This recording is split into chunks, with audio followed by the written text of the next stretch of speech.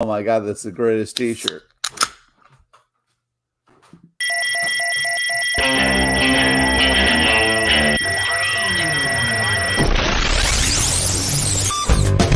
What is up, everybody?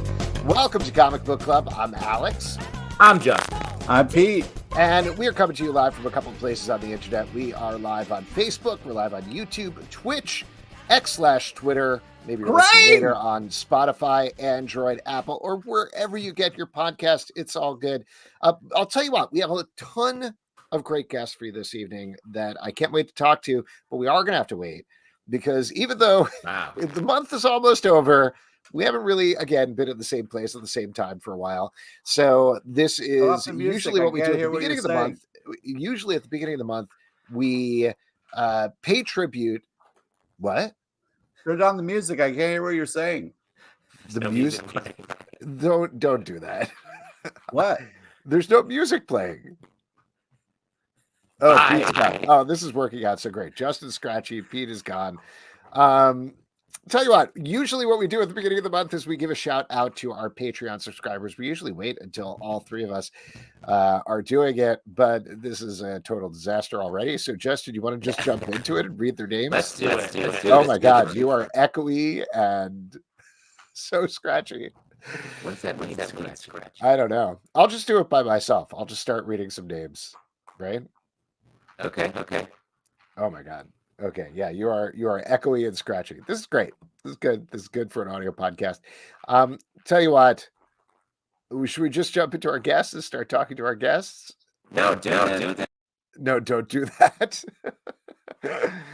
My gosh. What? I'm good. Let's go.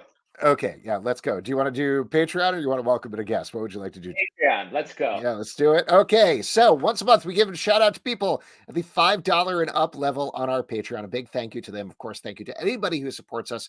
But this is what the level is about. So here we go. Thank you to Elias Larson, Aaron C. Hollis, Adam DeRose, Adam Marks, Adriel Moreland, Elena Fontenot, Amanda Harris, Andrew Primo, Andrew Tillman, Ashley G, Beercat PhD, Benjamin Brown, Carly W, Carrie Matthews, Chris Leatherman, Christina Jaramillo, Christina Rensfield, Chris Terlizzi, Clemens Luer, Dan Snow, Daniel Cabral, Daniel Fuentes, Daniel Warden, Danny Heck, Danny Debbie Gloom, Dennis Scott, Derek Mainhart, Doug Sadaway, Dylan LJ, Eduardo Martinez, Emmett Quish, Enrique Chumbas, Jeffrey Risher, Gerard de Villiers, Isaac Carter, Jake Fry, James Connolly, James Kurtz, Jaron Townsend, Jason Donahue,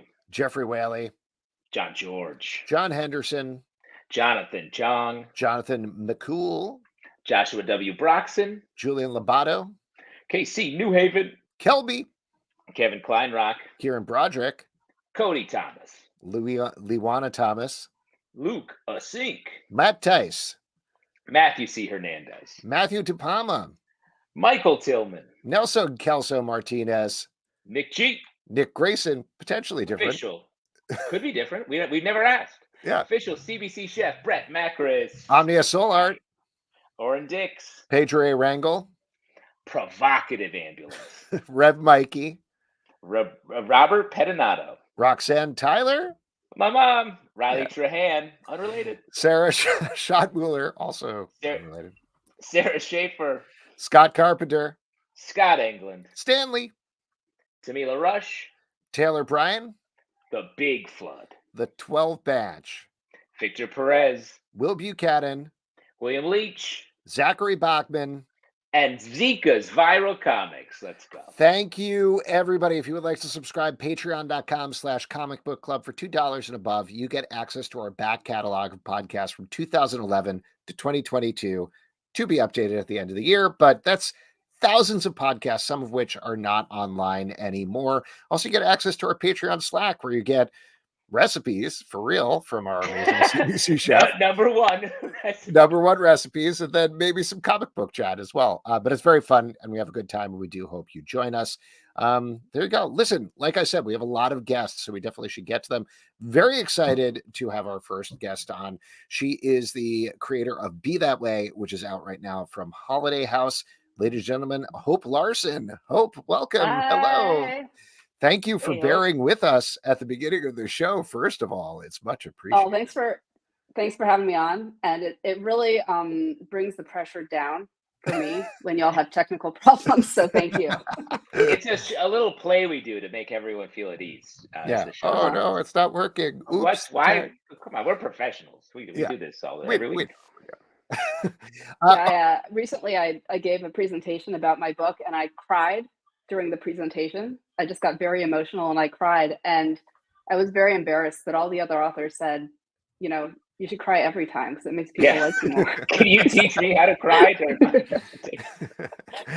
Oh, that's amazing. Well, I love this book, and this is, I think, a very different book for you, just in terms of structure. So the idea of the book is essentially it's this diary of a teen girl in the 90s talking about her life, talking about her loves, but the format that you use there is so interesting. It goes between diary and graphic novel style pages, and some pages that just have spot illustrations.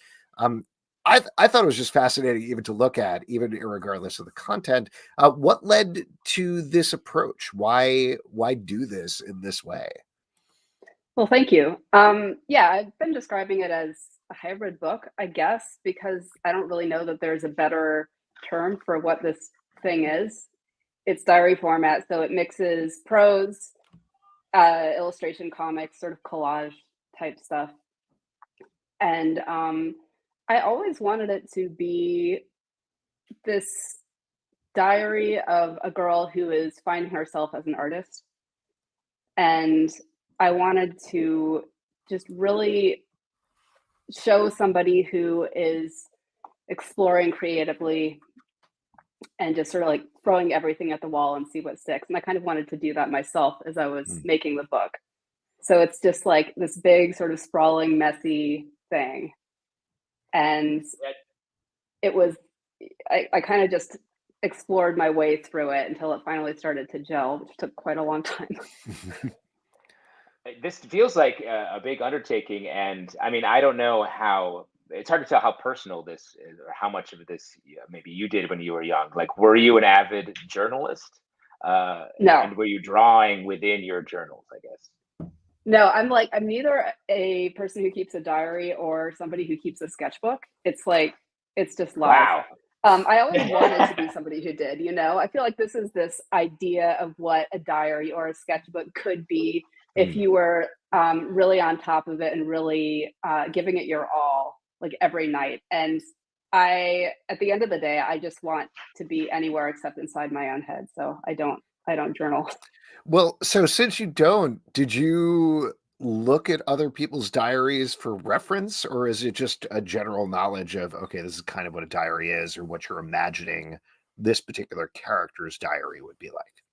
Yeah, I didn't look at, and I don't know how I would look at somebody else's diary. You'd have to steal a diary, Alex. You'd have to steal You sneak into their bedroom when they're gone. You go into the drawer. I don't have teenagers, so that's a real problem. If I did, as a father of a would be teen like daughter, rooting Alex, I worry for you. Yeah, I just made it up, and I would have been a much cooler teenager if my life had actually resembled this story. But I was just, big dork, not popular, not going out and getting into trouble or going to parties or anything like that. Well, then just to dive a little deeper into the approach then, as you're going through it, what led to something where you said, okay, this is a prose page, or this goes all the way in graphic novel, or this is somewhere in between? Or was it just really just a matter of feeling it out as you went? I really did just feel it out as I went. I was trying to have an interplay between the prose and the imagery, and I would just kind of know how much, how much is going to fit on a comic page if you write comics or draw comics. Like, you have an idea of how much story and like content will fit onto that page before it feels like overstuffed. So I was kind of just trying to bring that same approach to the prose and the illustration. And sometimes it would be like prose, and I would want just an illustration or something to have you like take a breath, to give a little breather in the story. Speaking of like what kept me sort of driving through, and it's such a small thing, but you underline like movies and books and like media that are referenced in here, and it really, I was like, ooh, I could see it on the edge of my vision, and I was like, oh, what's the next? Because the references are really hitting for me as maybe a similarly aged person to when That's this funny. is. Here comes another reference. I see it out of the corner of my eye. I mean, truly, I was like, what's coming up next? Because they were hitting me in just the right way, so I was looking forward to every time there was a new one. That's awesome. So why did you choose to underline those things? Because it's grammatically accurate, and I mean, it would be like italicized if it was normal text. And I knew that the copy editor was going to come down on me if I didn't do that. And also, I just felt weird about it. Well, to broaden it out. Oh, well, sorry, real quick, Alex, on that. Yeah. Because I feel like I was like reading into it so hard. I was like, oh, this stuff is so important to her. So of course she's underlining it. It's meaningful. And you're like, no, that's just how we write in English. So noted.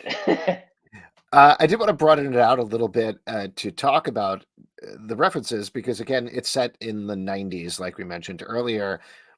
Why that setting? Is that just because, like, to you that says teen setting, or could it have been set in the 80s? Could it have been set in the 2000s, or was there something palpable about the 90s to you? Well, the 90s were when I was a teenager.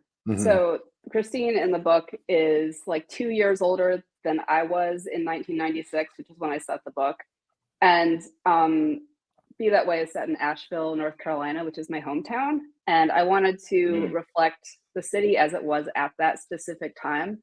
But because I was like 14 to Christine being 16 in 96, I didn't have the freedom to like roam around, and I couldn't drive, obviously.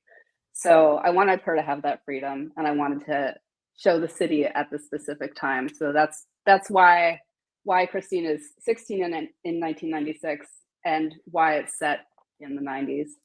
I have like all these memories of growing up here, and I really wanted to pay tribute to that, because I'm 41, and I feel like I'm just getting to this point where that is so long ago, and there's so much I don't remember. And I kind of wanted to put it all in a little time capsule for myself. Was there anybody you were thinking of? Obviously, like, very clearly, it's not specifically a biography. It's not an autobiography. It's not specifically your experience. But was there somebody from your high school experience that maybe was a couple of years older that you were kind of picturing, at least initially, for this book? That's such a good question. No. I like Alex here trying to find out who was cool. So we're going to hang out with them. I don't know. I want to hang out with cool people. That would be cool. Emily? No, it seems like Emily. I mean, my social circle was just like all the goody two shoes girls. So I was like the black sheep in my peer group, and I was not getting up to anything exciting. So I had no idea who was actually cool. Yeah. Or I didn't know the cool people who were older. Talk a little bit about the arc of the book as we follow this character. I mean, there's romance stuff in there. There is her finding herself as an artist, like you talk about. How did you work on balancing all of those elements throughout? It was a total nightmare. So this book lasts an entire calendar year, which is when I sold the book to Holiday House, my editor, Margaret Ferguson, pretty much warned me that this was going to be very difficult to pull off. But we've been working together for a really long time, and she was willing to like go on this journey with me, basically. Usually when I write a graphic novel, the timeline is a lot smaller. It would be like a couple of months, something like that.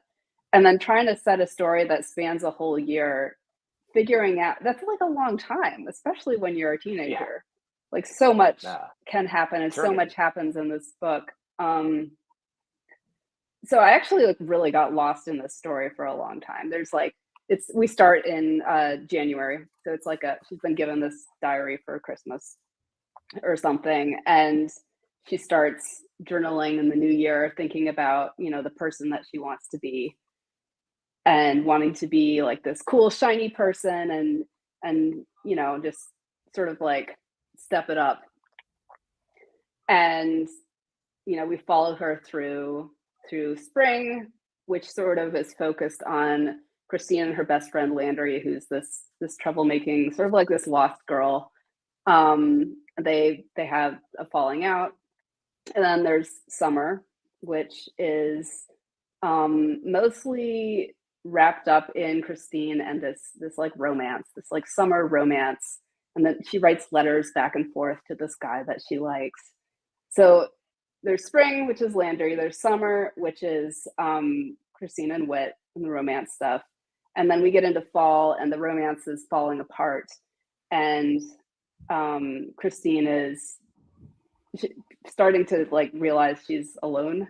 Like she's lost all these key people in her life and trying to figure out who she really is. And fall and winter is her figuring that out. So yeah, I really got lost in this story for a long time. And I did 4 drafts of this book. And every time I got my notes back, I would throw away like a third of the book. So I was throwing away like 80, 90 pages of art and text, which is crazy. And so after the 3rd draft, I sent the 3rd draft in and I was like, yeah, nailing it. Like, this is finally working. I get the notes back and Margaret's like, it's not working. So I flipped out. I almost canceled the book because I was like, I don't know what to do. I don't know how to fix it. And the advice that Margaret gave me was to make it really solidify the timeline. So like little stuff, like what day of the week does Christine have like English class or journalism, you know, after school, the school paper. Just nail down when those little things happen, the little details, and it will feel real and it will come together and work. So what I ended up doing was downloading a calendar for 1996 and putting every single thing that happens in the book on the calendar and looking at it in Acrobat or whatever. Seeing it visually really helped me to understand where there was too much happening or not enough happening, and to sort of like massage the story and to get all those little details right. And it finally, after I did that, I once again threw away like 80 pages of the book, but that last draft was it, and it finally worked. So that's crazy. So you were literally like on that calendar being like, wow, Thursday's too busy here. Yeah. And you would have to like, yes. Wow, it's like life. You lived this book so many different times. Well, wow. I would say, I think it comes through, and I say this complimentarily, that it feels, I don't know, I'm trying to think of the right word to use here, because it feels sort of wavy as you're reading it. Like she is just living her life and the things are going along, and they don't necessarily follow the typical 3-act structure you would feel coming out of a book, so much as her living her life. So all of that effort, I think, really does come out there when you are reading it. So it works. Thank you so much. Yeah. Agreed. I appreciate that. Yeah. I mean, I was going to ask you about the scripting process. Just one other question, not to dive back into the structure, but when you were putting together the script, were you writing everything in advance and then saying like graphic novel page here, spot illustration here, or was that something you discovered through the second go round when you were actually putting it together physically? I did an outline for the book. So I was like basically working off an outline and then just going straight into writing it and drawing it like page by page, just moving forward that way. Wow. Well, the book is amazing. I love it. What not to ask you, I know this just came out a couple of weeks back, but first of all, I guess, what has the reception been like? Have you been able to tour it around? Obviously, you did some talks and talked to people about it. So how have people been reacting to the book? I mean, it seems like the reception's been good. I've been doing mostly regional stuff because it's a book that's, I live in Asheville, and it's a book about Asheville, so I've sort of been focusing in this area. I just went down to SCAD over the weekend, Savannah College of Art and Design, and talked to the kids there, which was super fun. And what I learned is that the references in this book are not current anymore. Gone. Yes. That's why I liked it so much. Yeah, I know. Yeah. So I think it's kind of like it's a YA book, but it's also, a book for people in their 40s as well. Well, there you go. Bright show to talk about it on. Justin, go ahead. And can you teach me how to throw away like 80 pages of my teen years? I feel like I need a rewrite on some of my life. If that's possible. I think that's what drinking is for. Oh, there we go. Thank you. Cheers to that. Just before we wrap up here, what's next for you? Are you taking a well-deserved breather at this point and just working your way through this book, or do you have something else that you're already ramping up on? Right now, I'm wrapping up pencils on my next middle grade graphic novel, which is going to be for Harper Alley. And it's about an 8th grade girl who has dyscalculia, which is basically like the dyslexia of numbers, math dyslexia. So cool. Wow. And we actually got a question here before I let you go. There's a question here from YouTube. This is from Stanley. Says, would Hope ever want to work at DC or Marvel? I did work at DC for a bit. I wrote Batgirl. It was really fun. Yes. And the deadlines were hell. My God. The turnaround on those things is so fast and so relentless. I would probably go back to it, but maybe not when I have a small child at home. Yeah. Fair. So maybe in a couple of years. All right. Awesome. Hope, congratulations on the book. Again, it's fantastic. So good. Thank you so much for coming on. It was good seeing you. Thank you so much for having me. All right. Bye. Bye. All right. Once again, the book is called Be That Way. It's out now from Holiday House. It is absolutely awesome.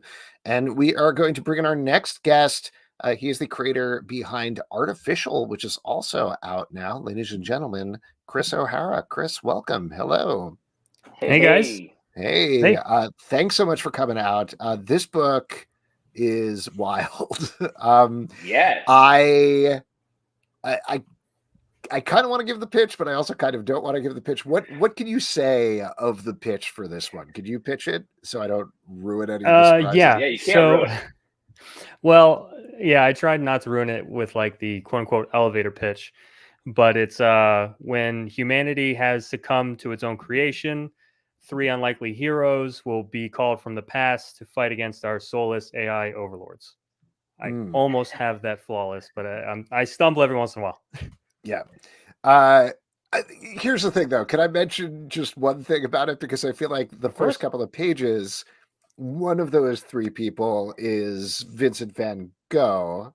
Correct. And the first half, 3/4 of the issue, maybe 2/3 of the issue, you're really just spending time with him as he's exploring himself art-wise and sort of going through, as Vincent van Gogh goes through depression. He's seeing paintings in the sky. He's very down on himself. Things get pretty bad, and that's when things get pretty weird. What led to that structure? Why spend so much time with Vincent van Gogh as Vince van Gogh before you bring in the sci-fi weirdness? Well, so I'll try and make a lot of this brief, but Vincent van Gogh is the main protagonist. So I wanted to kind of really dive into where he's at in quote unquote life. Now, he was not originally the main protagonist for this book. I originally had a whole different idea for what I wanted to write. I actually was writing this for a couple different artists. Some of them, they weren't allowed to be even named. So like I had Bob Ross was one of them. I mean, I can name him now because talks are over. I actually had a meeting with Bob Ross's estate. So that was fun. Wow. But he was not allowed to be involved with this book, which is fair. So Vincent van Gogh was always supposed to be part of it, but I literally had to do a mid-pitch pivot during pitching to Bob Ross's estate and his ex-wife to this concept. So I kind of just on the fly ad-libbed a new story to this just boardroom of people, which was kind of fun and scary. But then when I left there, I was like, all right, well, Bob Ross is out. Let's see what happens. So then I just started writing from a different perspective, almost to Hope. I had a full issue written. That went out the window. Replaced Bob Ross with Vincent. And it's I didn't realize how big of a pivot it would be, but it was really enjoyable to kind of open up Vincent Van Gogh. I was only vaguely familiar with him. And then when I realized that he would be a perfect fit for this storyline, at least as the main protagonist is like a reluctant leader, I did a deep dive into him and his past and his life, and it was so enjoyable. It's just the amount of research I had to put into it to make sure it was as true to life as possible. So doing all that research, I felt like it would have gone to waste if I opened it with just him killing robots.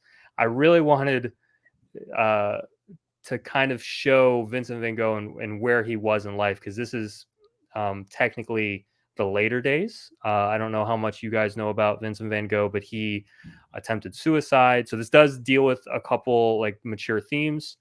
There's a bunch of issues, bunch of mental health issues with him. A lot of it came from like lead paint back in the day, which was an interesting read. That was one of the main causes. At least that's what everyone thinks. So anyway, I really wanted to show like this panel right here, just showing him kind of down on his luck, not really feeling worthy or worth anything. And we wanted to show some of these moments of how he sees the world. So my artist, Gabriel Fonseca from Brazil, who's incredible, was able to kind of take some of these liberties of like, of figuring out what the night sky would look like to Vincent Van Gogh on a rainy night where he's down on his luck, he's going home. And that's what brings him joy in this panel. So I often find myself choosing between Van Gogh and Bob Ross. Like, which painting should I hang up? Happy little trees, sunflowers. It's basically the same thing. So same dude. Like I said, it was going to be a very big pivot because Bob Ross was going to be this cheerful guy with like a little talking squirrel and everything, and then I was like, well, I guess we're going with Vincent. Yeah, that's wild that you made that wild, change. to hear that. I will say though, the idea it's pretty clear, but I'd love to hear you talk about it anyway in terms of where it came from to have artists versus AI. Yeah, even saying it out loud. Again, I know where it comes from, but you kind of have an idea. Which side are you on, Alex? Is the real question. Sounds like machines. Clearly, you got to we're on YouTube. The machines. Exactly. Yes, but yeah, don't shut us down. We've had enough tech problems tonight already. I'm sorry. Yeah, clearly they knew we were going to talk about this. They wanted me out from the get-go. So I originally, like I said, had Bob Ross planned. It was actually going to be more of a Evil Dead idea of like zombies and demons. Was kind of going to be my plan. And then when they said Bob Ross, and this is just peek behind the curtain, a lot of thought did go into the story once I figured out where it needed to go. But it was definitely Bob Ross is fighting zombies. They're like, no, that's not okay. He can't be violent. And not against like a human. I was like, gotcha. Bob Ross is now fighting robots. And they're like, okay. And that let the conversation go a little bit further. But it still stalled out. So then from that point on, we had to figure out where else we needed to go. And when I picked Vincent Van Gogh as the traditional artist, I started writing this right as Mid-Journey. I don't know if any of these trigger any things for some of your watchers, but I'm sure as artists it would, or people watching the scene right now. But Mid-Journey and all these different, and DALL-E, all these AI art programs started popping up and getting really popular. So it I kind of stumbled into this idea of the perfect, in a perfect silliness kind of world of like who would be best to fight against AI art or robots, as it would end up being, would be traditional artists. So let's pull back from Vincent Van Gogh, and one is kind of the spoiler for the end, so I won't say it, even though if you look at the campaign, you'll see it on Indiegogo. Marika saw it. So it was just fun and then that's a big culture clash. So it's been enjoyable to write that, if that makes sense. So wait, sorry, I should have looked this up. I'm looking it up right now. But the Indiegogo campaign, is that going right now? Is Yeah. that hmm okay? So talk a little bit about that. What can people expect if they back it on Indiegogo? So the book is complete. We already did a successful Kickstarter, but to be completely transparent, I was not on Twitter or anything. I was nowhere. I was kind of just in my own world. I wasn't on social media. And then my buddy John was like, "You probably should do that. Otherwise, no one knows about your book." Mhm. So I hired an artist, completed this book, jumped on Twitter, and within like 2 months started a Kickstarter. No one knows who I am or where I came from or anything. So I set a low goal, which ended up funding, but obviously not enough, as you guys I'm sure are somewhat familiar with how much like an indie book costs roughly. So this is kind of a second chance campaign now that I've gained a little bit more of a following. But the book is completely finished. We are actually currently working on issue 2. So hopefully we'll actually have that completed in November. I'm really excited for that. But you'll get the standard edition. We have a propaganda edition. If anyone wants to look it up, it's like a black and white. It's almost like a Sin City vibe, black and white with little splashes of color. I'm really proud of that version, almost more than the standard edition, to be honest. And then we have a cool collector's version and then an enhanced bundle if you want some really cool goodies. That is great. I really did love this book. I think it is wild where it goes by the end because you really don't see it coming as you're reading it. Yet not knowing that the twist there, I was like, I read it and I was like, whoa. And I was like, well, let me read that again, make sure I know how this is a dream or something. And then I had a second, like, okay, wait a second. Let me just reread this one more time. And it's rare to have something that really gets you that way. So I really enjoyed it as well. Yeah. Good. I'm glad. Thank you. Yeah. Well, listen, Chris, thank you so much for coming on. Good luck with the book on the Indiegogo campaign, and fingers crossed it works out. I would love to see the second issue. Yeah. Whenever it comes out, I'll let you know and I'll send it your way. And please do this again, maybe. That sounds Please awesome. come on back. All right. Thanks, Chris. Thanks. Keep tracking down Bob Ross if you can. We'll get trying, it, man. We'll get that guy. Yeah. All right, there we go. Once again, the book is called Artificial. As mentioned, it's on Indiegogo right now, and you can check it out from Chris O'Hara.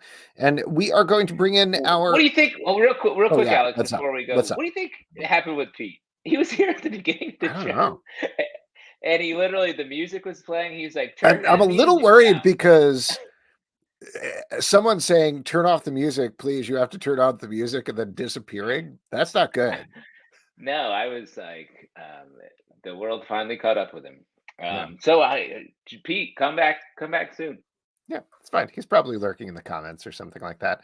What I'm going to bring in our final guests. They are the creators of the book, The Greylock, Scout Comics, which I believe is out tomorrow. So this is Book Eve.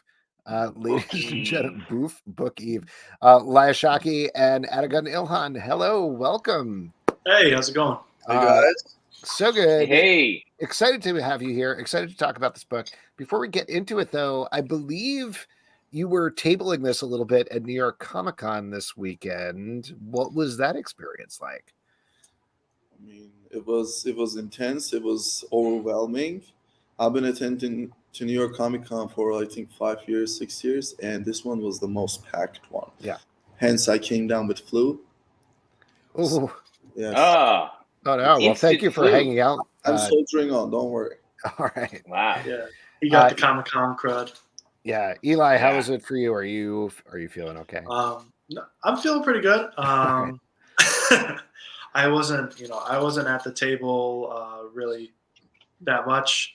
I was mainly walking around trying to just see hey, we've got this book at this booth. Are you interested in it? And also doing my best to schmooze with people that, in the pro lounge that I could, just corner and say, look at this book. Read this. Exactly. Reading it aloud to them. Yeah, I was there Saturday and Sunday, I think. And Saturday I was like, whew, this is really crowded this year. And then Sunday I was like, this is worse. This is way worse somehow. It was. But also good because, Artist Alley was packed, jam-packed. It was amazing. Yes, from my perspective, as a person who was walking around and trying to get battles and things, I was like, this is bad. This is too much. But absolutely, I mean, the time I spent in Artist Alley, it was kind of incredible. Everybody, I'm sure I don't want to talk for everybody, but everybody that I heard from was like, oh my God, I'm selling so much stuff. People are actually walking around, they're actually buying it. So very cool. Well, let's actually talk about this book because, like we said, this is book release eve for you. This is the Greylock. And this is another book on this show that I think spins out in some wild ways that you're not expecting. Yes. Again, this is repetitious of our last guest, but I do want to ask you guys before I spoil anything in particular. Eli, maybe do you want to pitch the book for us? Okay. So, boy. quick elevator pitch. He's an outlaw mage, has to, be a wand for hire, kind of live on the edges of society, and he's given a kind of deal of a lifetime. There's the last of a telepathic species called a mind witch. She's been spotted within the city of Manhattan, and this person wants the Greylock to find her, capture her, and she will, give him a king's ransom. She'll help him, not be a Greylock anymore. All right. Well, you mentioned a lot more than I thought you were going to. So why don't we jump? That's first fine. issue, and it's gonna be, it's gonna be within the first issue, anyways. Yeah. Well, one of the things that I really love about this book is it starts almost like Blade-esque. You're reading and you're like, okay, there's a dude, he's fighting vampires, and the vampire fights look very cool. But then slowly you start to piece in more and more things about the world and mythology that make it spit out in wild ways. Eli, will stick with you, and then Atagun will move over to you. But Eli, what led to this approach? And then Atagun, I'm curious to hear from you.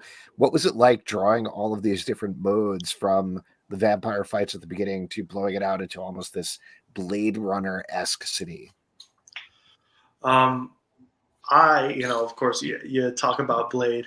I love Blade so much. That is clear. And it's like original Blade, like no nonsense guy who's just like, here I go again. And right. Like Alex is saying, when you open up the world, it really catches you off guard in a great way. Yeah. I mean, we wanted to kind of just take the beginning, show who the Greylock is, because if you strip it down to its bare parts, it's really about him. This is a very lonely guy. You see him, talking to, just narrating, setting up traps, and just going about his life, and he's talking to the vampires, and just kind of hazing them while he fights them. Yeah. Well, Atagun, what about you? Could you talk about building this world a little bit? Because obviously you need, like Eli is saying, to introduce this character, so you need to solidify what he looks like as well. But then you have this big, wide world around him at the same time. Yeah, one of my favorite movies are, of course, Blade Runner and Matrix. First movie, especially. The following two is like I'm skeptical on these. I have conflicted thoughts. But I grew up as like a huge fan of, big nerd of these like fantasy creatures and cyberpunk universe with all the sci-fi machines and incorporated with these very seedy underground bars and all the people. And we're actually stepping up in terms of the scale and character portfolio a lot in following issues, where we introduce so many different creatures like goblins and another gang members coming up, rolling up on him. So it's gonna just get super interesting and exciting after this issue. Let alone this is really good. I have a biased opinion, of course. Strong bias is the creators. By the way, guys, I've been watching you for like some of the reviews here and there. Yes, I like seeing seeing reviews out there for my work, like for the Poison Ivy and stuff like that. Mm-hmm. And I really like how you gave this comprehensive review on Poison Ivy. So thank you. Yeah, for Love sure. it. You've been doing great work. So I was excited to see you on this as well. Right. I mean, let me ask you, just to get back to like the character Greylock himself. Eli, obviously you put something down on a page in terms of here's what the character is like, and then Atagun, you're interpreting that and adding things to it. So what was the back and forth there? Because obviously nailing the look of that central character is so important. I think Eli is great with these concepts and these universe. He's like, well, super knowledgeable in that sense. So he gave me like a very established description of the character designs, and he had really like a great frame of thought about how these characters should look like. And then I add my spice onto it. Basically, I didn't do much. It was already set up. But what I did was to make it extra interesting in terms of the action scenes, and I added like extra belt, and just thought more about like visual impact. How can I like make it more visually impactful? So I extended. I mean, look at that page right there. Yeah, exactly. This is a perfect page. That's one of my favorite pages from. This is me right now after the con, actually. But wow. Yes, just a little touch here and there, but mostly it's all Eli. He's like amazing with this. I appreciate that. Dialogues also. But it's just words on the page, and it's just Pinterest boards without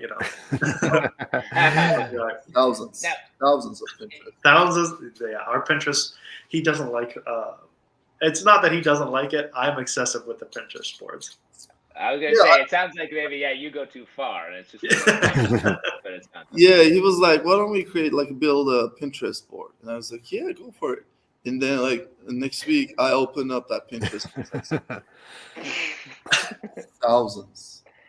Now, Eli, when you're crafting the larger sort of fantasy world here, like, how do you pick and choose which pieces? Like, we have goblins coming, but does that mean, like, goblins over dwarves? Are we going to see what different sort of mythological and fantastical creatures are we getting into? Well, I think that, because this is, the city is Manhattan, right? And so, obviously that puts in your head, it's kind of like, obviously it's this parallel kind of worlds, New York City kind of deal, right? And so with New York City being like this giant melting pot, you have all these different cultures. I believe Atagun, did a great job at just putting as much as he could.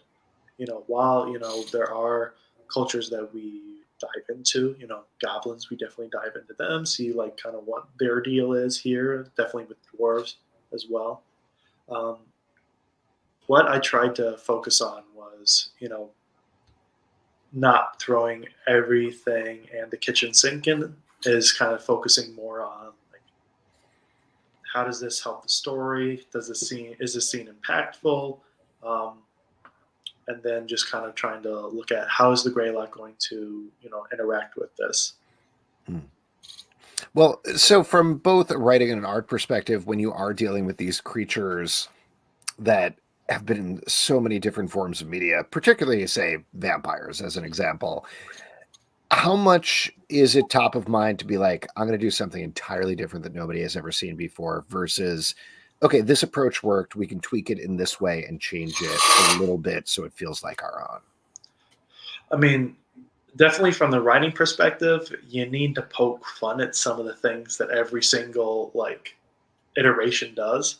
The hissing, I really just like the exaggerated S's, the very like, for some reason, I guess the fangs, but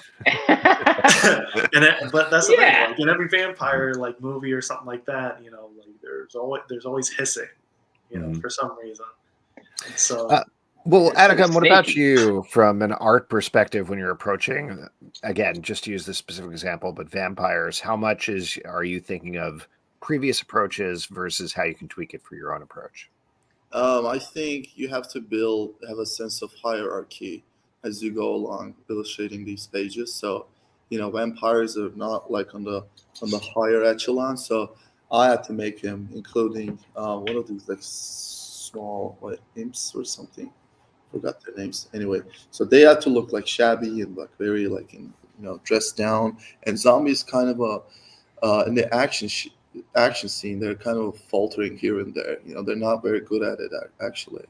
But my mostly, this is how I approach this, is like we consume these like cyberpunk, fantasy movies and all the elements in pop culture, and you can't stop thinking, what if it was like this, and what is like this doesn't make any sense in terms of hierarchy and relationship to that.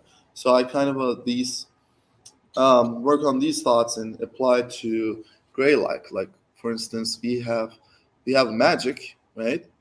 And we have also cyberpunk. That's interesting. So combine these two things. We came up with we'll be like a little spoiler, but do you want me to? What do you think? Yeah, I will give just one, because the other one is like, I think. Yeah. I was like, don't say it. It's like, don't say it. You're not allowed to. Yeah.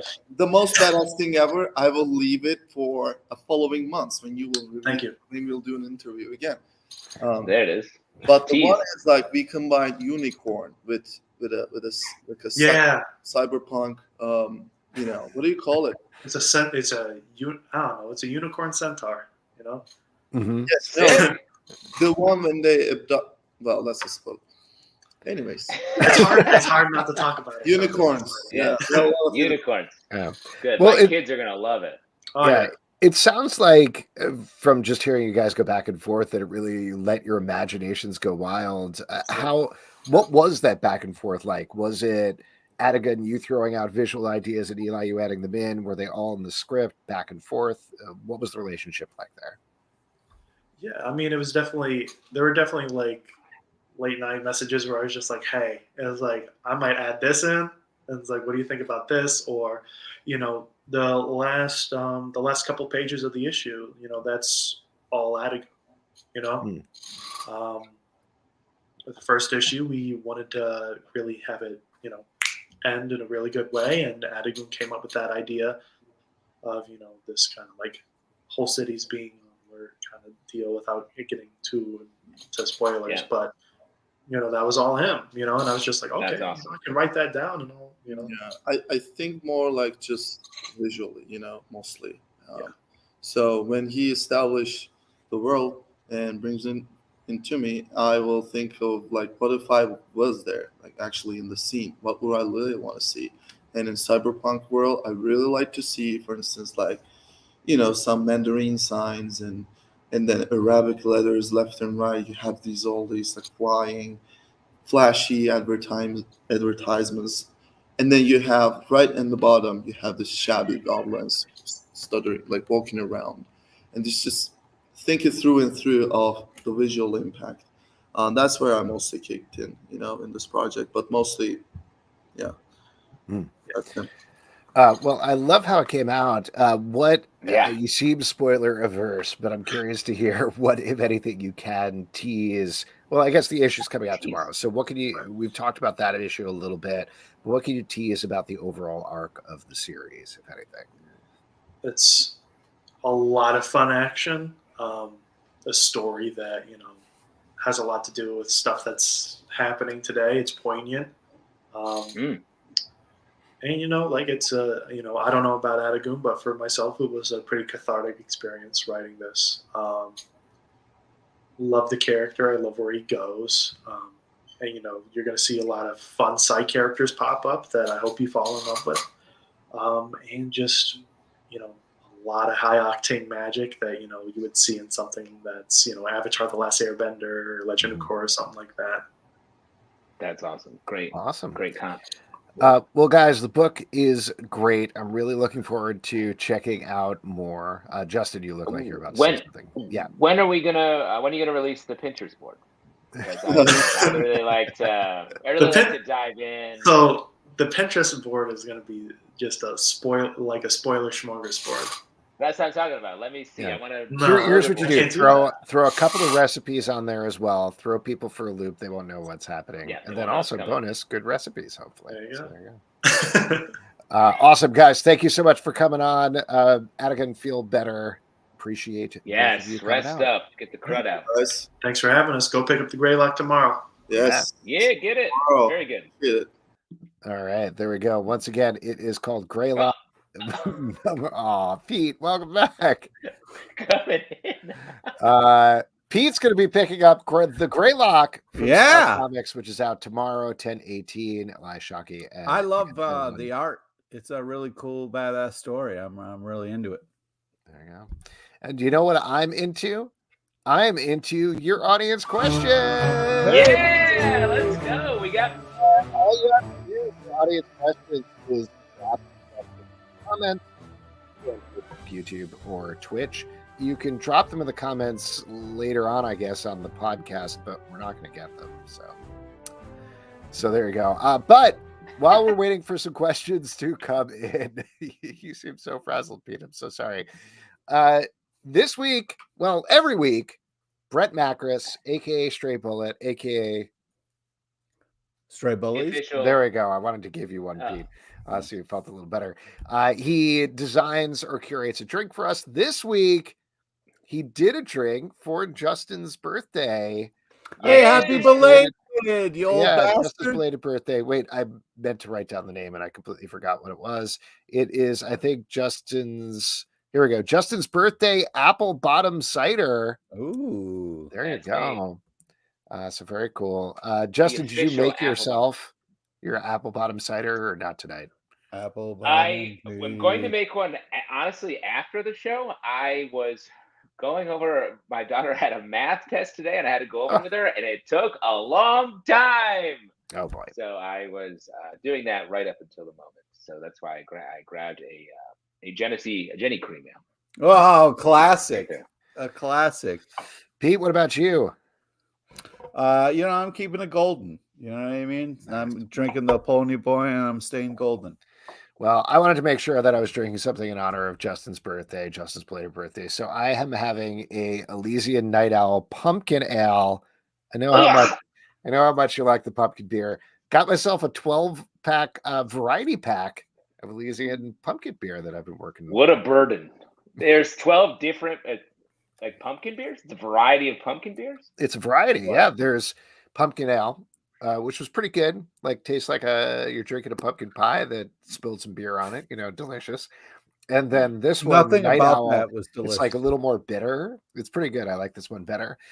There's also a lager and a stout, I think. So also pumpkin related. You're a monster. You're amazing. Hey man, happy what birthday. And no need to thank me. Happy birthday. One of the things I got for myself for my birthday is this Krang t-shirt, which truly should be wrapped around Pete LePage's body right now and not mine. Well, I got my Teenage Mutant Ninja Turtles t-shirt on. You know what I mean? Yeah. Come on, man. That's all four turtles right there. Yeah. Well, we got some questions coming in, so why don't we get to them? This is from Prime Music. Question for the boys: do you read manga? Have any favorite manga? Ooh. I mean, my manga journey was back over our time reading books for Comic Book Club. We've touched on some manga. Death Note, I think we read, but mine are very basic. I'm a basic manga guy, I guess. Yeah. So I don't have the deep dives. Yeah, Death Note, 20th Century Boys. Yes. Oh my God! Does Lone Wolf and Cub count? Sure. All right. Yeah, it's definitely been a big blind spot of ours on the show. Tell you what, when we hit year 20 of doing the show, we'll switch 100% to manga. Does that sound good to you? All manga. 100%. Wow. 100% manga. We'll get really into it. We'll start reading One Piece and Berserker. Oh, I love One Piece. Exclusively One Piece. I mean, that would fill up all of our time, let's be honest. We got a question here for Brett, but maybe you guys could answer. What apples work best for the cider? Justin, you question you make the cider in the recipe, which is true. If the recipe in the Patreon Slack, Kevin, you can check it out there. And Brett also just echoed that in the comments. So there you go.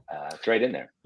This is from Stanley. Did Alex or Justin go to New York Comic Con? Anything fun or interesting there? Justin, did you make it out at all? I didn't make it out. No. But you did, and you did a lot. I did a fair amount. I was there most of the day on Saturday and Sunday. I didn't make it out Thursday and Friday. Like I was saying earlier, it was packed. Like I've seen it packed before, but I don't know what happened this year. Saturday was really full, and then Sunday was worse. I think usually Sunday, it's like it's kids' day, it's family's day, it's a little like more open, and you can walk around. You could not walk the main con floor; like there was no way to get around there at all. Adding in, this is something that I heard from a lot of people. Like it was a lot more disorganized this year in terms of the panel lines, in terms of where they were telling people to go. They didn't have a Wi-Fi sponsor, so. For example, I was trying to find something for my kids, and I went to the Scholastic booth. They had this thing where it's like, "Hey, scan and pre-order a copy of Heartstopper, and you can get a Heartstopper pin, and scan and this thing and order this advanced Dogman related thing, and you'll get like a Dogman plushie." And I was like, "Perfect, my kids like that. I'll get that." No way of accessing the internet at all. Like, I enjoy the con. The con is telling you to get offline. Cut loose, but people need that in order to charge things, and in order to sell things. So that's kind of a huge problem in terms of that's what's happening. But the positive that we were talking about earlier is I spent a bunch of time just wandering around Artist Alley, and it was great. That was the one place where I was like, okay, first of all, you tried to hide it. There was this thing in the app where they're like, Artist Alley is the beating heart of Comic-Con. And I was like, okay, I've been wandering around for half an hour and I cannot find it. Like I've been trying to follow your signs. And ultimately it was like in the basement, all the way on the side behind other booths where you couldn't see the signage that said Artist Alley, but people did find it. It was packed the entire time I was there. Everybody was saying absolutely everything. And every comic person that I saw or saw online was like, well, that was the best con I ever had. Oh my God. So just in terms of that, great. That's great. Yeah. That's awesome. TV panels. I went to a bunch of TV panels for work. Weird. Well, it's bad time for TV to be doing any but here's they the made big it news. They made it particularly weird. Like one of the weirdest things that kept happening was I don't really care about Wheel of Time, but like at the Prime Video panel after 2 hours and after an hour of talking about Wheel of Time, they were like, and here's the showrunner of Wheel of Time. And he's like, here's one thing that's going to happen in season 3. See you guys later. And then the same thing at the Percy Jackson panel where they had, mind you, interesting, all these behind the scenes people who worked on like the production and the sets and the costumes and everything, which I'm interested to hear from. But at the end of the panel, they're like, we got a surprise for you. It's Rick Riordan, who wrote all of the Percy Jackson books. And he's like, want to watch my favorite clip? And everybody's like, yeah, sounds great. And then he was like, bye. And it's just, I don't know. There was something about it where like nobody was trying at all, which was strange. I imagine not having any actors there. Yeah. And they were like, who can be actors while, the stars and all of that part, the faces of the shows, they're also good at selling it. Is a big lesson out of the strike is sort of their half of their job is to go out there and be like, this is exciting. I have charisma. Look, I'm here. Let's watch this and let's answer questions. So I think that's probably a big part of it. I will say the one panel I went to that point that worked the way a Comic-Con panel should work was the Scott Pilgrim Takes Off panel, which was anchored by Brian Lee O'Malley and Ben David Grabinski, who's the co-showrunner of the show. And that was great. That was like people losing their minds, screaming at the footage. They showed off the opening credits. They showed off a scene that was from nowhere in the books or the movie. Oh, really? Like yeah, like So completely original. Like, the entire time they're like, please don't hate us for this show.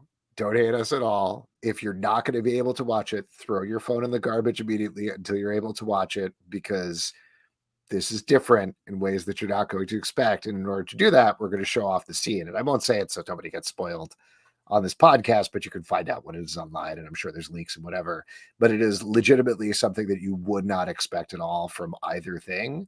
And then they showed off the trailer as well, but it was great. It was very fun. And the best part, apropos of our show, is they spent time talking about the comics as well and talking about like the 20th anniversary stuff that's coming out next year. So huge stuff. Yeah. Did you get to see any people that like friends of the show? Did you see Nat Townsend? Did you see Langston? Like, who'd you run into? I did see Nat Townsend or Langston. I did say hello to Alex Segura, who was anchoring his booth, so he was having a good time. And I did go over to Charles Soule's booth and nabbed his exclusive comics, which I haven't cracked yet, but I'm excited to check out. Right? Yeah, so he did, and I thought this was so cool. This is why I had it right there. Is he did a con exclusive full comic book of 8 Billion Genies called Wish World that focuses on different characters in one of the time periods from 8 Billion Genies. So like fully printed limited edition comic. Wow. And then he did the same thing with the Shrouded College stuff, which spins off of Hell to Pay, which again, it was like, it's full comic book, explains the Shrouded College. So again, they're sitting upstairs. I haven't had time this week to read them yet, but I'm excited to dig into them. Because, man, must be so cool to be so busy not to be able to get to comic books. You know what I mean? Well, I do have other comic books to read. Yeah, exactly. Lots. Alex, you go upstairs to you right now, and you go read those comics right now. Yeah. Get up there. You're grounded. You're comic book grounded. No more comics until you can. Yeah. No more comics until you read your comics. All right. There we go. Yeah. Did you see Pablo? I did not see Pablo. I'm sorry. Pete running the checklist. This is a follow-up question from Garbage Shoe Troyes, aka Adam Marks, I guess. How do you feel NY Comic Con has changed over the last 10 years or so? I feel like there are fewer, quote, experiences, less swag freebies, fewer big name booths, etc. But still fun, but less value for the money. Excuse me. Try not to cough directly into the mic. I definitely was walking around. One thing that has changed a lot, which I had talked to a couple of press people about beforehand, so we used to do this glass booth thing where with Skybox, very fun. You can look down on the whole con. It was a great view. You had like a nice quiet place to do interviews, and they would just parade people down the line and do all the interviews. This year, the only people who had a Skybox were Popverse, which is the official blog/entertainment website of Reed Pop, who runs New York Comic Con. So just as I was walking the con floor, looking up and being like, empty, empty, empty, empty, Popverse, empty, empty. That was weird. I know that's not exactly what you're asking, but I think that does point to like, they're reshaping the experience around being this, not to use a businessy term, but like a 360 experience for their brand in a certain way. So I don't know. There's that. I also think there's just less. The Marvel and DC used to do just a lot more stuff at their booths, and I feel like that's a little bit gone away. So that's a bit of a change. Well, Marvel was packed. DC didn't have a booth, I don't think, but like Marvel was packed the entire time. I will say the weirdness of the TV panels, I do think put a little more focus on the comic book panels that had some interesting announcements, just mostly like changing of creative teams. But yeah, I mean, you've got that whole room, the one that used to smell horribly of popcorn when they took down the wall, that is just full of like, I don't know, nonsense booth now. Like, I don't even know what they are. They're like, come and walk through eBay. And I'm like, I don't want to do that. Why do I want to do that? Well, also, I feel like New York Comic Con, I mean, all Comic Cons have become a little bit of like, you have a random thing, try to sell it here. And so there's a lot of that.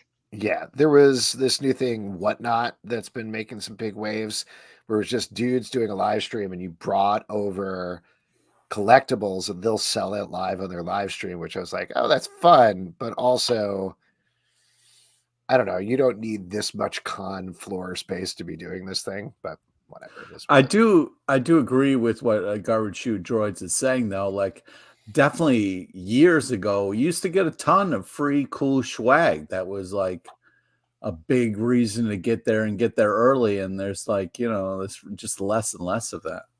Yeah. I miss my giant con bags. You know what I mean? If you went to the TV panels, basically all they gave away was tote bags. I came off with so many tote bags when I came home. There was the Scott Pilgrim one was cool because it had Ramona's purse printed on the tote bag. Oh, that's smart. That's a keeper. This is from Brett Macris. What's your favorite technical difficulty? When your internet goes out. I'm not experiencing are my favorites. Like, I like hearing Alex cough into the mic. Yeah. I hate all of it. All of it. I don't like any of them. This is from Kevin. Says there's already been a book about Alex's childhood, and a little asterisk here. It was not about my childhood. My mom drew me for the cover, but it's not about me. It's entirely different. Question for Justin and Pete. He's talking about Small Favors. If anyone turned your earlier years into a book, what kind of book would it be? Great. I think it would have to be half animated, and an animated book. That's right. Yeah. Wow. Yeah. Expensive. Yeah. It would be a motion comic for sure. I don't know. It'd be a lot of violence, a lot of blood and guts. This is your actual early years. Oh yeah. Into a book. Still very violent. Yeah. I feel like maybe what's the furthest place from here feels like Pete's childhood. Oh yeah, that's a good call. In a way. Mm-hmm. I don't know, like this is an actual book, Bridge to Terabithia. If you remember that kid's book. That's very sad at a point, but like that the whole vibe I think was a little bit my childhood. Countrified living. Yeah, a lot of like snow and crazy adventures. Yeah. This is from Pablo D. Martinez, who I avoided as much as possible at New York Comic Con. I can't believe you would do that. I kept seeing him across the famous run the other way. Famous rivalry, consular rivalry. Amazon has announced a James Bond reality show. Would you guys see it? It's out next month, by the way. Oh. So what's involved? James Bond drink reality? a martini. Is that? Well, we have to drink the right martini. Yeah. You got to tell which one was shaken, which one was stirred. Yeah. I don't know. I mean, you have to have sex with a bad girl who's actually good and a good girl who's actually bad. You really cracked the formula there. I mean, there's only been 25 movies that have done exactly the same thing. Gets me every time. I mean, what is you a mean bunch the of girl people? He likes is me? Is a bunch of people being like trained to be killers? Like, what kind of reality show is this? James Bond was famously not trained. You don't really see him train. He just is. So maybe it's just someone who can be like. Maybe it's a bunch of people who get really cool weapons and then they film them like having horrible accidents. And nice. So it's like an America's Funniest Home Videos type thing. There you go. But instead of getting kicked to the nuts, people die horribly. America's All right, this is from Nelson Kelso. Have you have you guys checked out The Fall of the House of Usher? I really enjoyed it. If not, have you guys watched any good spooky scary shows or movies this month? Yes, I have watched all of Fall of the House of Usher. I loved it. Super fun. Basically like Final Destination meets Succession. Very like mean show from Mike Flanagan, which you don't expect, but I had a good time. Did you watch it, Justin? I haven't watched it yet, but I'm psyched to. It's right at the top of my list. I just finished Res Dog season 3. Yeah, best. Dude, Res Dog is so good. It's so good. So definitely, and I'm just finishing up the Gold show on Paramount Plus from a British show. Not to give away what I've been binging. Watching those two shows and then House of Usher's next. I don't like spooky or scary things. Interesting. This is from Prime Music again. Any comics you're reading currently not featured on the stack that you are enjoying? I'll throw out there. I picked up the other day this manga, apropos of earlier, which is Joker 1 Operation Joker. It's a collection of some shorts that I think have been put up digitally. And it's about Joker and Batman are fighting over the chemicals that turn Joker into Joker. Batman falls in and turns into a baby. And so Joker has the idea to be like, hold on a second. I need to raise Batman to be Batman again because I need a proper enemy so that I can show Batman he's wrong. So it's just all of these like ludicrous parenting things that Joker has to do where he's like, oh, I'm so tired from taking care of baby Batman. And it shouldn't work. Is like, it's not a hilarious, laugh out loud funny, but it's such a dumb premise that they just keep following through in different ways. It's great. It doesn't seem great. Also, how old is Joker that he can like raise Batman and then be like, okay, great, my Joker nemesis. age. Now How let's old do you fight. think Joker is? Well, I I'm love just Pete. saying, You're like, this is a crazy comic premise. Pete's like, but how old is he? Is he settled? Is he ready to have a kid? Does he have his own home? no, I No, just there's mean, all this stuff where he's Just overwhelmed and he's 401k. like, God, I'm too tired to do crime because I'm taking well, care just of baby imagine Batman. somebody raising you and then being like, okay, now we have to fight to the death. And it's like, what, Dad? Well, What? he's a baby the entire time. Like, Changes that's the the dynamic. concept. I know. What if my mortal enemy, Pete, raised me from a baby? What would that be like? That would make sense. Yeah. We got, why don't we go to this one for last? This is from Nelson Kelso again. Disney Plus announced a Gargoyles live action show. Can it work? Yay or nay? Yes. Yes, I just wanna see Gargoyles it. are real. I I'm love glad they're Gargoyles. doing, That's it. Alex, you doubt it? I just worry that it needs to be people painted gray with prosthetics. If it's a bunch of CGI characters running around, I don't really care. Oh, interesting. That's gonna be weird. I don't know if they'll pull that off. I don't know if they'll. They make a choice. absolutely won't. They're not going to do Yeah. real people. It's absolutely going to be CGI creations, and it's really going to bum me out. I mean, to get back to the question about scary movies, I watched Little Shop of Horrors with my kids, and was once again that sounds like blown a away. horrible idea. No, they had a great time. It's not I that was scary. blown away by like the actual puppet plant that they use in there, and there's Yeah. such a palpable difference seeing the plant relate to Rick Moranis and relate to the rest of the humans Moranis. versus I was so struck now by like if they did it now, it would have been a CGI plant and it would have looked like garbage. So anyway, Maybe I think we're getting back to that in a lot of ways. Yeah. In Well, I just certain want to know shows. who's gonna voice Goliath and how can they do a Keith David? Do Keith David any Keith David. justice? he's still Why around, doesn't he right? do it? Yeah. I mean, Probably- one more question we should probably hit, Alex. Yeah. Is from Stanley. Any plans to visit Pete's new home? Well, we can. I don't remember whether we talked about this in the podcast, but we were texting Pete, and he agreed that first of all, we're going to put a banner out front that says Comic Book Clubhouse, and then second of all, Justin, you and I get a bunk bed in the top room that he showed us off, and that's where we're going to live. Yes, we agreed on that 17 years ago. Yeah. Like, why would we? I don't even Right. think we need to say it out loud. I feel like the big change was the double bunk bed, but I'd really like to suggest we go back to the triple layer Huey, Dewey, and Louie. Yeah, Pete, you need to don't leave it. We need to share a room because that's how we can tell fun stories to fall asleep. Yeah. And I can tell a scary story, and Pete will be like, "Shut up! Don't tell it. I'm scared." And I'll Yeah. keep telling it. I already talked to my wife, and she's fine with it. I'm And sure. mine too. And honestly, my bag. I woke up this morning, my bag was packed, and my wife was like, "Pete, when's Pete's house ready?" And I was like, "Oh, I don't know. I think he just Well, closed on it." I'm hoping I'll have a better internet situation. We'll see what happens. Might solve that mystery or rewrite history, I guess. Why don't we move on with our next section, which You is keep doing that. my least favorite section because I don't make it up. Whoa! It don't- is trivia. Oh man, stepchild. Aaron C. Hollis. Oh my that God. part. For trivia, just say yay. I want to do trivia in the comments and we will have you do it. Or otherwise, Justin, I did trivia last week. So if you want to do trivia for a charity, if you got a charity you want to do, SAG guess fund or something. Oh, that's a good one. Also, the bunk beds. I want them to be really nice for us to sleep in. Yeah. Because I know you're gonna kick. I know you're gonna kick, Alex. Absolutely.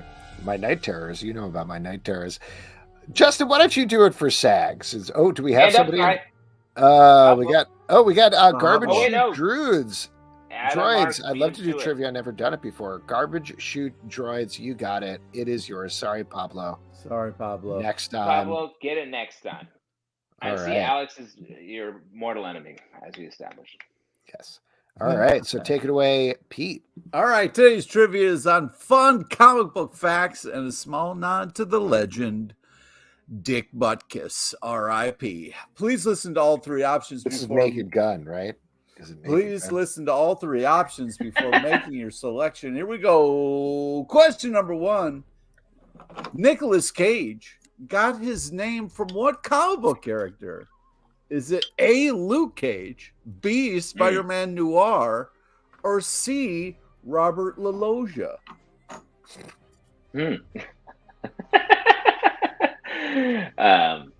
There's one pretty straight up answer here. Yeah. What do you think from Saint Nick? Santa Claus? Saint Nicholas? Ooh, yeah, that's a fun one. Nope. Adam Mark He says says, A. hey. Yeah, that is correct. All right, here we go. Question number 2.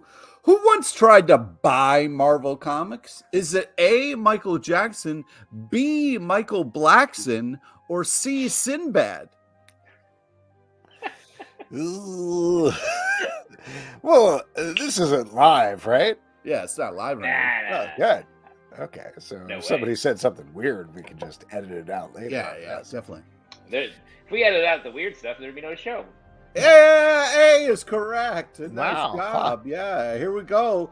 Last one, question number 3. In 1982, Marvel hosted an artist contest and a fan won first prize. And who was born? Was it A, Stiltman, B, Venom, or C, Chris Berman? Who was born? Who was born? They had That's what I sex, do. you're saying, Pete. Yeah, it was A, right? Nope. Oh, it's B. Venom? It's B. Venom was a contest? Venom was a fan contest, and the fan won $220. Oh, I think that's fair. Wow. Are you sure it's not Kid Venom? Are you thinking of Kid Venom? No, I'm not thinking of Kid Venom. Huh. Adam says B. Well, there you go. Yeah. Congrats. You have just won a $25 gift card to Midtown Comics. Shoot us an email and we'll get Or that Long to you. John Silver. Or Long John Silver's are literally anywhere. Pete, what secret movie are you teasing? Of course, I'm talking about the 1991 hit Necessary Roughness. Kevin nailed it in the okay. comments. Shout out Kathy Ireland, another not really actor who you are somehow putting in this movie. Well, there we go. Before we wrap up here, why don't we talk about what you're looking forward to this week? Pete, what are you looking forward to that's coming out in comic book stores? Oh, man. So Or many already great out? comics to talk to you guys about. I can't wait to get into the stack. Sensational She-Hulk #1, as well as Hack Slash Back to School #1. Yeah. That book gets no respect. Right? Oh, wow. Should I save that for the stack? Oh, man. I'll do it again. Yes. I'll do it We're going to again. want to hear that again. We're going to want to hear that again. Put I a hope they pin got- in it. I'll see if I can remember when we eventually tape the stack tomorrow. Yes, definitely. Justin, not what about today. you? What are you looking forward to? I got to shout out 2 books that I really enjoyed. Local Man, I'm going to enjoy. Local Man #6. I've been loving every issue of this comic about a sort of Avengers or 90s style super team character who falls from grace, comes home, and bad things start to happen in the town. Really love that by Tony Fleeks and Tim Seeley. And then Children of the Vault #3 by Dennis Camp, putting Cable and Bishop back together. Just great machinations, great rivalry. It's one of the more fun books that Marvel's putting out. Love it. I think you guys mentioned some great picks. There's Thanks. a lot of stuff that's coming out. I'm going to give a shout out to Subgenre #1 from Dark Horse Comics by Matt Kint. Always love a good Matt Kint book. You never know what you're going to expect when you get into that. Also, I was very curious to check out Justice League versus Godzilla versus Kong #1 from DC Comics. Because We should talk about that at the start of the stack. You know what I mean? That's a Really great set idea. the Good tone. editorial note, Pete. Thank Yeah. you. Put a pin in that. Put a pin in it. Yeah, when we record this tomorrow. Well, Tomorrow. and all of those are going to be in our Stack podcast, which posts Wednesday at 9 a.m. Spoilers. in the dedicated Stack feed and also the Comic Book Club feed. And folks, that is it for this week's show. A couple of there's people we want to some- thank. I want to thank Hope Larson for coming on. Check out Be That Way out right now from Holiday House. Also, Chris O'Hara for talking about Artificial, which is on Indiegogo right now. Elias Shockey and Atagun Ilhan for talking about the Greylock, which is out tomorrow, 10/18 from Scout Comics. Nice. Or if you're listening tomorrow, today. There you go. Or Yeah. yesterday, or you can figure out how time works. Next week, Eddie Klinker and Jimmy Kujak are going to be here to talk about The Devil Paid Men, and Jason Michael Primrose is going to be here to talk about The Arrival. A couple of other podcasts to plug. Scott Pilgrim versus the Podcaster, Scott Pilgrim Yes. podcast. We have recapped every volume. Pretty soon, we're going to be talking about the movie as well as we lead up to the Netflix series. Comic Book Club News, our daily short form news program, rolling out 5 days a week. Check it Seems out. like a lot Marvel of work. Vision, our Marvel podcast that is currently recapping Loki. Check that out as well. Patreon.com/Comic Book Club to support the show and all the shows we do. Don't forget to subscribe on Apple, Android, Spotify, or the app of your choice at Comic Book Live on Twitter/X, Comic Book Club Live on Instagram or TikTok, comicbookclublive.com for this podcast and many more. Until next time, we'll see you at the Comic Book Club. That's where we are. Good night, everybody.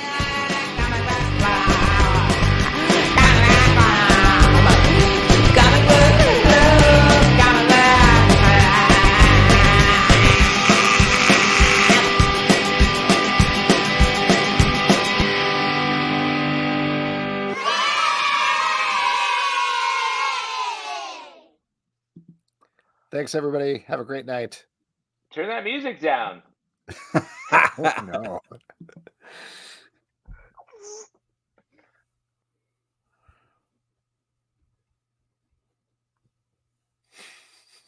Uh-oh. No, this is when we freeze. We have to freeze here. Just not turning off. Why would it turn off? Technical difficulties. I think this app is having trouble because there's Yeah, no reason probably. for all that to happen. Yeah. Oh, having trouble connecting. Please check your